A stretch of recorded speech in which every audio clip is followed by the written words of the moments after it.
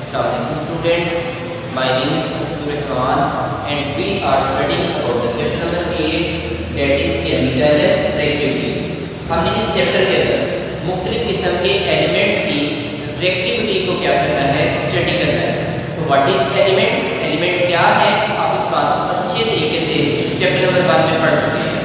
अब आपने chapter number 1 में भी और चैप्टर नंबर 3 में भी आपने देखा था कि अब तक हमारे पास टोटल कितने एलिमेंट डिस्कवर हो चुके हैं।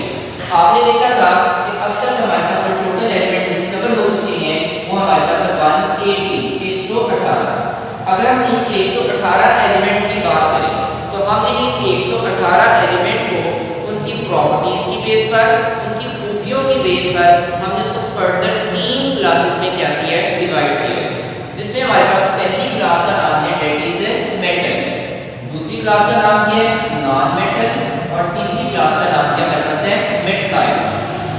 अगर हम बात करें तो इन 118 एलिमेंट में अगर हम बात करें तो हमने जो इनकी 3 क्लासेस बनाई है इनमें से क्या सबसे ज्यादा जो एलिमेंट्स पाए जाते हैं क्या वो मेटल हैं, क्या वो हमारे पास नॉन मेटल है या मेटल है।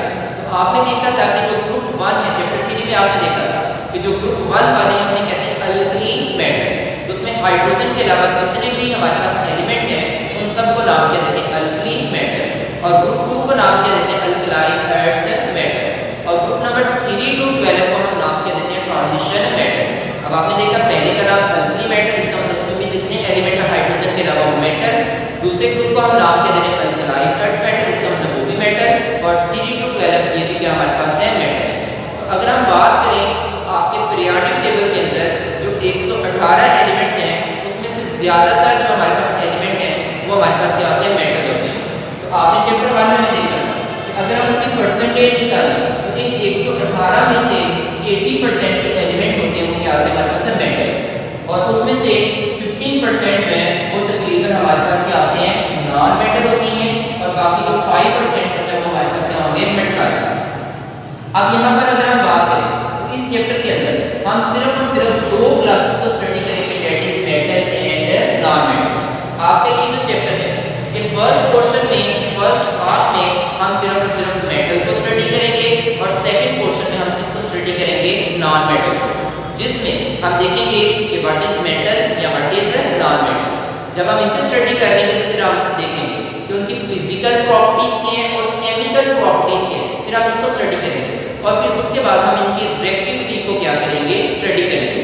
तो नहीं जी हम यहाँ पर अब यहाँ पर इसकी पहली क्लास को स्टडी कर रहे हैं दैट इज मेटल। अब देखिए आप व्हाट इज मेटल, मेटल क्या है, आपके ज़हन में सबसे पहले ये क्वेश्चन आता है। तो हम किन एलिमेंट को हम नाम क्या देंगे मेटल, तो 118 एलिमेंट में से हम किन एलिमेंट को हम नाम क्या देते हैं मेटल। तो अब हम इसकी तरफ आते हैं। तो लेकिन व्हाट इज मेटल, मेटल क्या है, तो हम इस शॉर्ट क्वेश्चन का आंसर देखते हैं। अब देखिए हम ऐसे एलिमेंट को मेटल कहेंगे जिसमें पहला पॉइंट क्या होना चाहिए, जिसमें पहली प्रॉपर्टीज क्या होनी चाहिए that are electropositive in nature, जो नेचर के लिहाज से क्या हो इलेक्ट्रोपॉजिटिव। अब इलेक्ट्रोपॉजिटिव से क्या बनाना देखिए, इलेक्ट्रोपॉजिटिव कितने लफ्जों से मिलकर बना, तो इलेक्ट्रो और पॉजिटिव, इलेक्ट्रो निकला इलेक्ट्रॉन से और पॉजिटिव मीन पॉजिटिव चार्ज। अब देखिए जब भी कोई भी एलिमेंट अपना इलेक्ट्रॉन लूज करता है तो लूज करने के बाद उसमें चार्ज कौन सा आता है पॉजिटिव आता है, तो वो पॉजिटिव आयन की फॉर्मेशन करता है। तो जो भी एलिमेंट इलेक्ट्रॉन को लूज करके यहाँ पर पॉजिटिव आयन की फॉर्मेशन करे, पॉजिटिव आयन की फॉर्मेशन करे, तो ऐसे एलिमेंट को नाम क्या देते हैं इलेक्ट्रोपॉजिटिव। तो जो भी एलिमेंट नेचर में इलेक्ट्रोपॉजिटिव होगा उसे हम नाम क्या देंगे मेटल। आगे चलते हैं, अब इसी बात को फर्दर एक्सप्लेन करते हैं डेफिनेशन के सेकंड पोर्शन में। अब देखिए एट फॉर्म केटाइन, अब केटाइन क्या होता है चैप्टर 1 में आपने पढ़ा कि जब कोई भी एटम या ग्रुप ऑफ एटम इलेक्ट्रॉन को लूज करते हैं तो लूज करने के बाद उनके चार्ज आता है पॉजिटिव, और जब पॉजिटिव आता है तो इसमें कन्वर्ट होते हैं पॉजिटिव आयन में। तो आपने पढ़ा था डेफिनेशन एन एटम और group of atom that carry positive charge. जब भी किसी भी एटम या ग्रुप ऑफ एटम के ऊपर हमें पॉजिटिव चार्ज नजर आता है तो हम उसे नाम दे देते हैं पॉजिटिव आयन, या हम उसे नाम दे देते हैं केटाइन।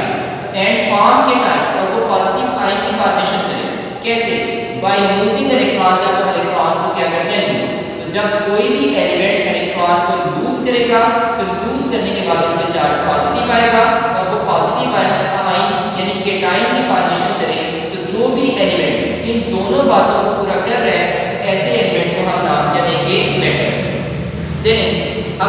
सवाल को समझने के लिए पहले हम एक एग्जांपल लेते हैं और उसके बाद मुकम्मल डेफिनेशन को देखते हैं, ठीक है।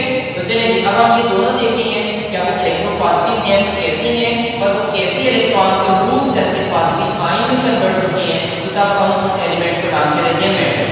तो नहीं जी, अब यहाँ पर हमारे पास पहले एग्जाम्पल है, तो देखिए हमारे पास पहले एग्जाम्पल में मैंने लिया सोडियम। अब सोडियम को लें तो सोडियम ग्रुप 1 से ताल्लुक रखता है, ग्रुप 1 को नाम देते हैं अल्कली मेटल। इसका मतलब ये हमारे पास क्या है, मेटल है। अब देखिए सोडियम को लें, सोडियम का एटॉमिक नंबर क्या होता है, 11। अब एटॉमिक नंबर 11 है, तो एटॉमिक नंबर जो है 11 है, तो इसमें प्रोटॉन भी कितने होंगे, 11 होंगे। और आपको पता है न्यूट्रल एटम में जितने नंबर ऑफ प्रोटॉन होते हैं उतने नंबर ऑफ क्या होते हैं, इलेक्ट्रॉन। अब इसमें प्रोटॉन 11 है तो इलेक्ट्रॉन भी कितने होंगे हमारे पास, 11 होंगे। अब देखिए आप जितने पॉजिटिव है उतने नेगेटिव है, तो प्लस माइनस माइनस, आप 11 में से 11 निकालें तो 0, क्योंकि इसमें जितने प्रोटॉन है उतने इलेक्ट्रॉन है, तो दोनों एक दूसरे के इफेक्ट को कैंसिल करेंगे, इस वजह से अभी सोडियम के ऊपर कोई चार्ज नहीं है। अब आते हैं नेक्स्ट पॉइंट। अब ये जो प्रोटॉन है ये तो न्यूक्लियस के अंदर आ गए, जबकि इलेक्ट्रॉन न्यूक्लियस के गिर्द रिवॉल्व करते हैं। अब इन 11 इलेक्ट्रॉन को अरेंज करते हैं, तो आपको पता है पहले शेल में मैक्सिमम कितने आते हैं, 2, जो बाकी बचे आ गए। सेकंड शेल में मैक्सिमम कितने आते हैं, 8। अब देखिए 2 और 8 10, अब रह गए 1। तीसरे में आते हैं 18 है, लेकिन बचा 1 का हमने यहाँ पर मान लिया, तो हमारे पास हुए 2 8 10 10 और 11 इलेक्ट्रॉन को अरेंज किया। अब आप देखिए यहाँ पर जब हम सोडियम की बात करें तो इसके बाहर वाले शेल में कितने इलेक्ट्रॉन नजर आ रहे हैं, 1। तो आपने पढ़ा था कि नेचर में हर चीज क्या होना चाहती है, स्टेबल। और एटम स्टेबल कब होता है, जब उसमें डुप्लेट या ऑक्टेट कंप्लीट हो।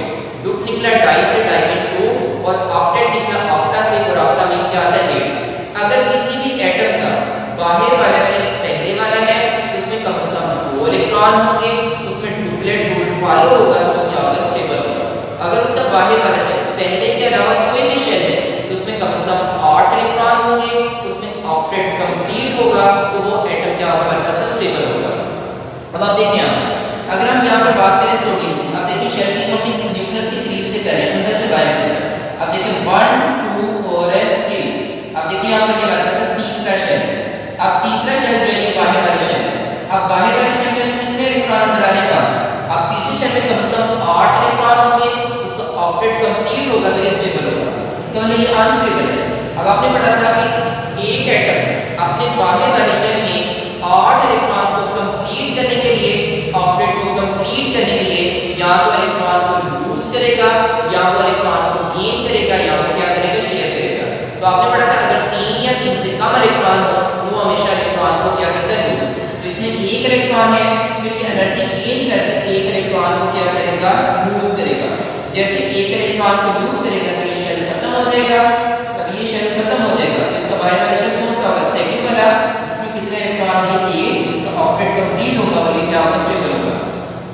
अब देखिए इलेक्ट्रॉन एक लूज करने से इलेक्ट्रॉन 11 से कितने रह गए, 10, और प्रोटॉन उतने ही, तो प्लस माइनस माइनस 11 में से 10 निकालने का क्या आएगा, 1। एक इलेक्ट्रॉन की कमी की वजह से उसके ऊपर चार्ज क्या आएगा, +1। तो अब आप देख सकते हैं कि आपका सोडियम जिस पे कोई चार्ज नहीं था, हम इसको कह रहे हैं एटम। तो जब सोडियम ने एक इलेक्ट्रॉन को लूज किया तो लूज करने के बाद सोडियम के ऊपर चार्ज क्या आ गया, +1। अब जब इसके ऊपर +1 होता है तो उस वक्त हम इसे एटम नहीं कहते बल्कि इसे क्या कहेंगे, आयन। और इस पे पॉजिटिव है तो इसे कहेंगे पॉजिटिव आयन, या दूसरे लफ्ज़ों में क्या कहेंगे, केटायन। अब आपने देखा कि जब सोडियम ने एक इलेक्ट्रॉन को लूज किया तो लूज करने पर उसमें पॉजिटिव चार्ज आया और उसने किसकी फॉर्मेशन की, केटायन।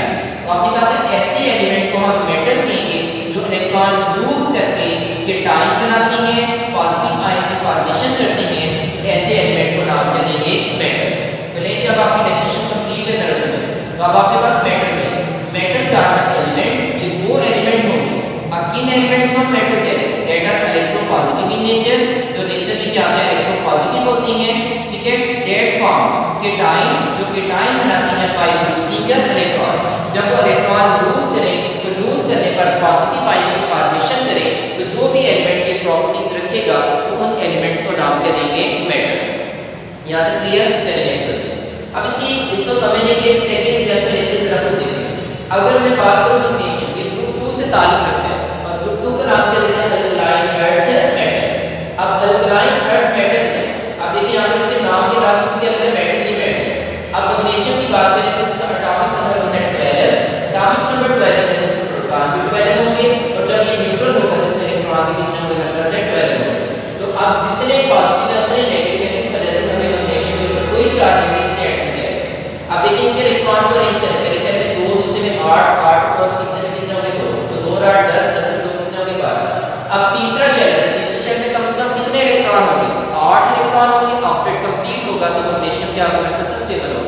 अब इसमें 2 इलेक्ट्रॉन है, तो आपने यहाँ पर देखें तो आपने पढ़ा था कि जब भी 3 से कम इलेक्ट्रॉन हो तो हमेशा इलेक्ट्रॉन को क्या करेगा, तो अब ये जो दोनों इलेक्ट्रॉन है ये 1 बाय 1 करके क्या करेगा, लूज करेगा। जब लूज करेगा तो ये शेल खत्म हो जाएगा और इसका बाहर वाला शेल सेकंड वाला बनेगा जिसमें ऑक्टेट कंप्लीट होगा, जिसमें 8 इलेक्ट्रॉन कंप्लीट है।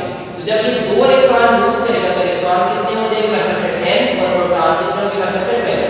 तो प्लस माइनस माइनस, 12 में से 10 निकालें तो क्या आएगा 2 और 7 बड़ी रकम के साथ साइन प्लस कर दो, चलो प्लस।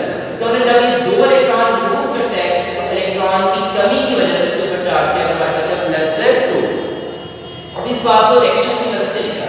अब इसमें कोई चार्ज नहीं थी एटम, जब मैग्नीशियम ने 2 इलेक्ट्रॉन को लूज किया तो लूज करने पर मैग्नीशियम के ऊपर चार्ज है 2+। तो अब देखिए जब 2+ आ गया तो ये कन्वर्ट हो गया आयन में, तो इस आयन को कहते हैं पॉजिटिव आयन या बीटा। तो आपने डेफिनेशन ये की थी कि ऐसे एलिमेंट जो इलेक्ट्रॉन लूज करके पॉजिटिव आयन की फॉर्मेशन करते हैं तो ऐसे एलिमेंट को हम नाम क्या देंगे, मेटल का नाम देंगे। तो अब मेरे ख्याल में आप लोगों को डेफिनेशन की भी समझ आ चुकी होगी और साथ में यहाँ पर आपको एग्जांपल की भी क्या होगी, समझ आ चुकी होगी। चलिए नेक्स्ट हो गया। अब यहाँ पर हमारे पास है, अब हमारे पास जितने भी मेटल हैं जो 80% हमारे पास मेटल पाए जाते हैं, ठीक है हमारे पास। तो अब आपके टोटल एलिमेंट में से जो 80% हमारे पास मेटल है तो उन तमाम मेटल को भी आगे हमने फर्दर कितनी क्लासेस में डिवाइड किया, 3 में, उनकी रिएक्टिविटी के लिहाज से, ठीक है, कि क्या वो ज्यादा रिएक्टिव है, क्या वो कम रिएक्टिव है, उनकी रिएक्टिविटी के लिहाज से हमने उनको 3 क्लासेस में डिवाइड किया। तो देखिए हमारे पास next point classification of metal. हमने मेटल की जो क्लासिफिकेशन की है वो किस बेस पर की है, रिएक्टिविटी की बेस पर। अब इन जो हमारे पास जितने भी मेटल हैं उनमें से कुछ मेटल जो होते हैं वो बहुत ज्यादा रिएक्टिव होते हैं, तो they are very reactive metal. तो हमने एक क्लास बनाई वेरी रिएक्टिव मेटल। कुछ मेटल होते हैं जो ना ज्यादा रिएक्टिव होते हैं ना कम, बल्कि दरमियाने होते हैं, तो उनके लिए इस्तेमाल के रेफरेंस करके मॉडरेटली रिएक्टिव मेटल। और कुछ होते हैं जो बहुत कम रिएक्ट करते हैं, उनको नाम क्या देते हैं, लीस्ट रिएक्टिव या नोबल मेटल। जब वो रिएक्ट कम करेंगे तो किसी को तंग नहीं करेंगे, जैसे कि नोबल। नोबल का मतलब क्या है, शरीर, ठीक है। जैसे आपकी क्लास में कोई स्टूडेंट बैठा है किसी को तंग नहीं करता तो हम उसे क्या कहते हैं, नोबल है, शरीर है।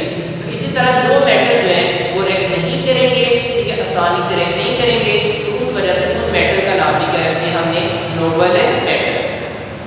अब देखिए रिएक्टिव मेटल क्या होगा। अब किन मेटल को हम रिएक्टिव कहेंगे, पहले इसकी तरफ आते हैं। ऐसे मेटल जो जल्दी से इलेक्ट्रॉन लूज करें, आपने कहा मेटल की टेंडेंसी होती है टू लूज इलेक्ट्रॉन, तो ऐसे मेटल जो इलेक्ट्रॉन को लूज करें, और अगर वो जल्दी से इलेक्ट्रॉन लूज करेंगे तो जितनी जल्दी इलेक्ट्रॉन लूज करेंगे उतनी जल्दी क्या बनाएंगे, पॉजिटिव आयन। और आपको पता है पॉजिटिव आयन अलग नहीं रहता, वो फौरन किसको अटैक करेगा, नेगेटिव आयन को। और जब नेगेटिव आयन को अटैक करेगा तो दे फॉर्म आयनिक कंपाउंड, इसका मतलब वो बहुत ज्यादा रिएक्टिव होंगे। तो अब ऐसे मेटल जो जल्दी जल्दी इलेक्ट्रॉन लूज करने की सलाहियत रखते हैं, जितनी जल्दी इलेक्ट्रॉन लूज करने की सलाहियत रखते हैं उतनी जल्दी पॉजिटिव आयन बनाएंगे, और उतनी जल्दी नेगेटिव के साथ रिएक्ट करेंगे, उतने ज्यादा वो रिएक्टिव होंगे, और रिएक्ट करके वो क्या बनाएंगे, आयनिक कंपाउंड। अब रिएक्टिव मेटल में कौन से आते हैं, जैसे कि हमारे पास सोडियम, सोडियम का सिंबल क्या आता है, Na, ठीक है। अब देखिए हमारे पास पोटाशियम, पोटाशियम का सिंबल क्या आता है, K, ठीक है। कैल्शियम का सिंबल क्या आता है, Ca। मैग्नीशियम का सिंबल क्या हमारे पास, Mg, और एल्युमिनियम का क्या हमारे पास Al।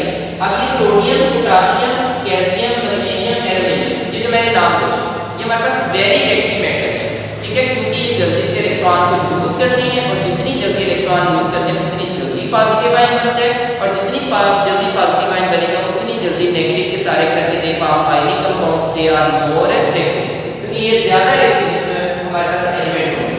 अब आप देखिए सोडियम यहाँ पर ये आपके सामने ड्रॉ किया, इसने 1 इलेक्ट्रॉन को लूज किया, पोटाशियम भी 1 इलेक्ट्रॉन को लूज करते हैं, कैल्शियम 2 इलेक्ट्रॉन को लूज करते हैं, मैग्नीशियम भी 2 इलेक्ट्रॉन को लूज करते हैं, और एल्युमिनियम कितने इलेक्ट्रॉन लूज करते हैं, 3। तो जब ये जल्दी से इलेक्ट्रॉन लूज करेंगे तो जल्दी से लूज करने के बाद क्या बनाएंगे, पॉजिटिव आयन, और जल्दी से नेगेटिव के सारे करके दे फॉर्म आयनिक कंपाउंड। जब जल्दी रिएक्ट करें तो they are very reactive metal. अगर हम बात करें तो कुछ मेटल होते हैं जो जल्दी इलेक्ट्रॉन लूज नहीं करते, ठीक है, ना जल्दी लूज करते हैं ना देर बाद, आप उनको कहते हैं मॉडरेटली रिएक्टिव, जिसमें आता है जिंक। जिंक में हमारे पास Zn, हमारे पास जिंक का सिंबल क्या हुआ, Zn। आयरन, आयरन का सिंबल क्या आता है, Fe, और टिन का सिंबल क्या आता है, Sn, और लेड का क्या आता है हमारे पास Pb। अब ये जो मैंने नाम लिखे, ये वाले जो मेटल हैं ये हमारे पास क्या आते हैं, मॉडरेटली रिएक्टिव होते हैं, ठीक है, ना जल्दी रिएक्ट करते हैं ना देर बाद रिएक्ट करते हैं, यानी इनकी जो रिएक्टिविटी होती है वो मॉडरेट होती है। ठीक हो गया, नेक्स्ट चलते हैं। अब देखिए कुछ ऐसे मेटल हैं जो ना बहुत ज्यादा रिएक्टिव है या ना बहुत दरमियाना रिएक्टिव है, बल्कि वो क्या होते हैं, वो रिएक्ट करते हैं और बहुत कम रिएक्ट करते हैं, उनको क्या कहते हैं, लीस्ट रिएक्टिव या नोबल मेटल। अब लीस्ट रिएक्टिव में अगर हम बात करें तो हमारे पास आता है कॉपर जिसका सिंबल है Cu, मरकरी Mg, और हमारे पास सिल्वर का सिंबल क्या है Ag, और हमारे पास गोल्ड का सिंबल क्या है A। अब ये मैंने जो चार नाम आपके सामने बोले हैं, ठीक है, कॉपर, मरकरी, सिल्वर और गोल्ड, अगर हम इनकी बात करें तो ये आसानी से इलेक्ट्रॉन लूज नहीं करते। जब आसानी से लूज नहीं करेंगे, बहुत मुश्किल से लूज करेंगे, तो बहुत मुश्किल से पॉजिटिव आयन बनेगा, और जब मुश्किल से पॉजिटिव आयन बनेगा तो मुश्किल से नेगेटिव के सारे करेंगे। जब मुश्किल से नेगेटिव के सारे करेंगे तो दे आर लीस्ट रिएक्टिव, क्योंकि ये जल्दी से पॉजिटिव आयन ना बनाने की वजह से, जल्दी से इलेक्ट्रॉन लूज ना करने की वजह से ये जल्दी रिएक्ट नहीं करते। जब जल्दी रिएक्ट नहीं करते तो that is why they are least reactive. अब जल्दी रिएक्ट ना करने की वजह से हमने इनका दूसरा नेम क्या रखा, नोबल मेटल। अब ये आपको जो है, ये जो मैंने यहाँ पर लिखे हैं, अब रिएक्टिव मेटल के आपने चंद मेटल के नाम सुने, मॉडरेट मेटल के नाम सुने, और आपने लीस्ट रिएक्टिव, ये आपको पेपर में किसके तौर पर आएगा, एमसीक्यू के तौर पर या शॉर्ट क्वेश्चन के तौर पर। अब बोर्ड में इसमें शॉर्ट क्वेश्चन के तौर पर आ चुका है कि कोई से दो रिएक्टिव मेटल के क्या लिखे, नाम लिखे, ठीक है। तो इस तरीके से आपको शॉर्ट क्वेश्चन आ सकता है, और उसके अलावा आपको एमसीक्यू के तौर पर यूं आएगा कि which one of the following is least reactive metal. अब इनमें से कोई ऑप्शन दिया होगा तो जो भी ऑप्शन होगा आप उसे क्या करेंगे, टिक लगाएंगे। तो लें जी, आप यहाँ तक देख लें, बाकी कल हम इसको देखेंगे फिजिकल प्रॉपर्टीज को, और इसको स्टडी करेंगे केमिकल प्रॉपर्टीज को, ठीक है। अब आप अपनी रोजमर्रा जिंदगी में भी बहुत से मेटल का इस्तेमाल करते हैं। अब आप देखते हैं कि आपके घरों में जो हमारे पास दरवाजे बने हुए हैं, खिड़कियां बनी हुई हैं, वो किसकी बनी हुई है, ठीक है, लोहे की बनी हुई है, मेटल की बनी हुई है। आपके घरों में जो हम वायर्स इस्तेमाल करते हैं उसमें कॉपर वायर इस्तेमाल करते हैं, ठीक है। तो आप देखिए इसमें जो कॉपर है वो भी क्या हमारे पास मेटल है। अक्सर आप देखते हैं कि घरों में जो औरतें हैं वो गोल्ड वगैरह पहनती हैं, ठीक है, जेवरात का इस्तेमाल करती हैं, जिसमें गोल्ड इस्तेमाल होता है, सिल्वर वगैरह इस्तेमाल होता है, तो ये भी मेटल है। इसका मतलब हमारी रोजमर्रा जिंदगी में हम बेशुमार मेटल का क्या करते हैं, इस्तेमाल करते हैं। तो हम इस चैप्टर में फर्दर इसको क्या करेंगे, आगे स्टडी करेंगे। तो नहीं जी, आज यहाँ तक आप सिर्फ ये देखते हैं कि व्हाट इज मेटल, मेटल क्या है, उसकी डिफाइन क्या है, उसकी एग्जांपल क्या है, और साथ में उसकी जो हमारे पास तीनों क्लासेस हैं वो क्या है, और उनमें कौन कौन से मेटल आते हैं, आप उनके नाम अच्छे तरीके से याद कर लें, ठीक है। अगर किसी चीज़ की ना समझ आए तो